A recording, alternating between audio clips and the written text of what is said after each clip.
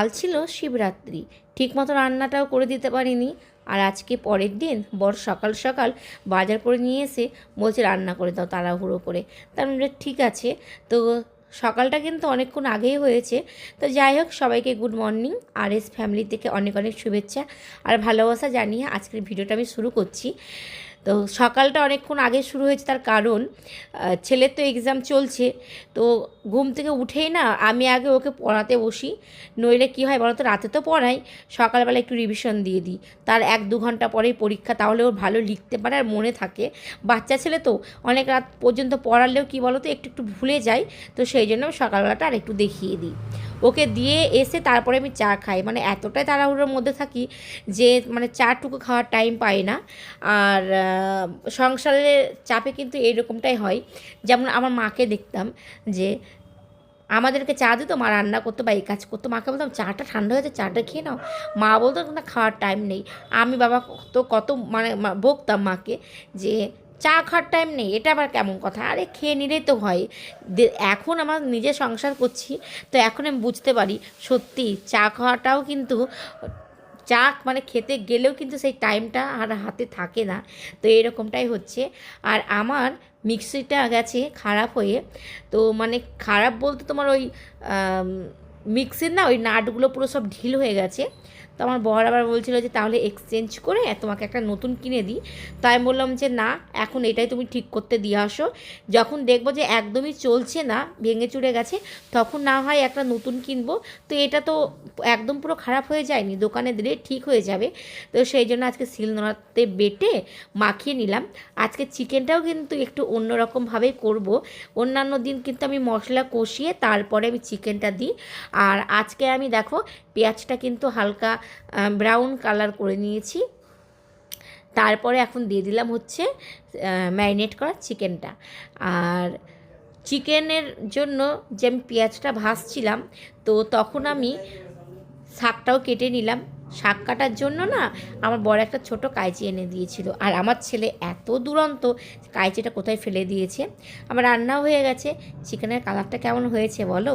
তো দেখো এখন বাজে 3টে, আমার ছেলে কিন্তু শুয়ে শুয়ে ওয়েট করছে বাবা কখন আসবে। তার কারণ হচ্ছে আমার সাথে যাবে ও প্রসাদ খেতে, বললাম না পাশেই মানে প্রসাদ খাওয়ার জন্য বলেছে। তো ওয়েট করছি ওর বাবার জন্য। দেখেছো কি অবস্থা, পুরো গর্তে চলে গেছে। এখন মুখ টুকগুলো একটু ভালো করে ধুবো, ধুয়ে দেখি বসি।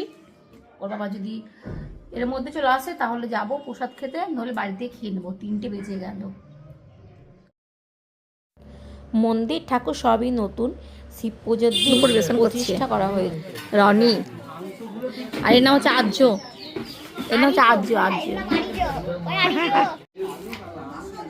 হ্যাঁ হ্যাঁ দাঁড়া বাবা, তুমি তরকারি নাওনি?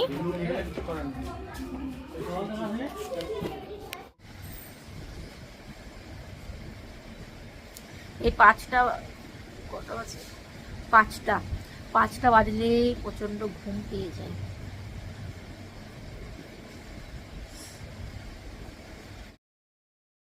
5টার সময় একটু শুয়েছিলাম, তারপরে দেখো উঠে আবার দেখছি আমার বর কী নিয়ে চলে এসছে, স্টমাক মেটে। এখন বলছে যে এটার আবার থেতো মশলা দিয়ে চচ্চড়ি করো আর রুটি করো।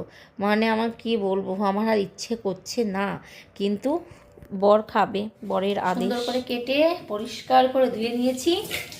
আর এই যে এখানে কুচনো পেঁয়াজ, আলু মিডিয়াম সাইজের, টমেটো আর আদা রসুন কাঁচা লঙ্কা আমি থেতো করে নেব, থেতো মশলাই করব। আর বাবা এই যে কালকে খাবে চিংড়ি মাছ, আজকে না। তো ওই যে পড়াশোনা বাদ দিয়ে এখানে এসে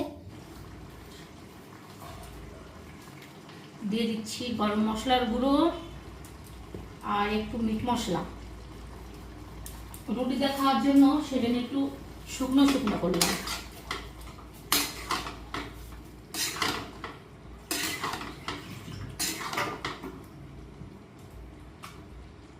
আলুগুলো করলো,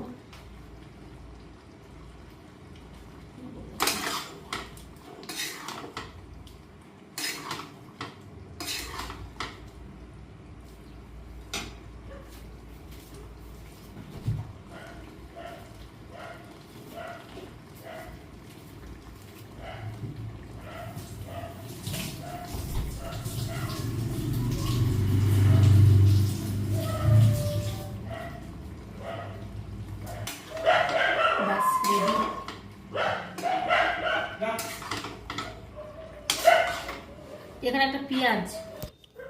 বরের খাবারটা রেডি হয়ে গেছে, ওকে দিয়ে দেবো। তো এখন আমি আমার ছেলেও খেয়ে নেবো। আর আমার শ্বশুর একটু দেরি করে দোকান থেকে আসতে। তো চলো, ভিডিওটা না আজকে একটু ছোট করেই করলাম, মানে শরীর আর চলছে না, ক্লান্ত। তো খাওয়া দাওয়া করে ঘুমাবো। তো চলো তাহলে আজকের মতো টাটা, গুড নাইট।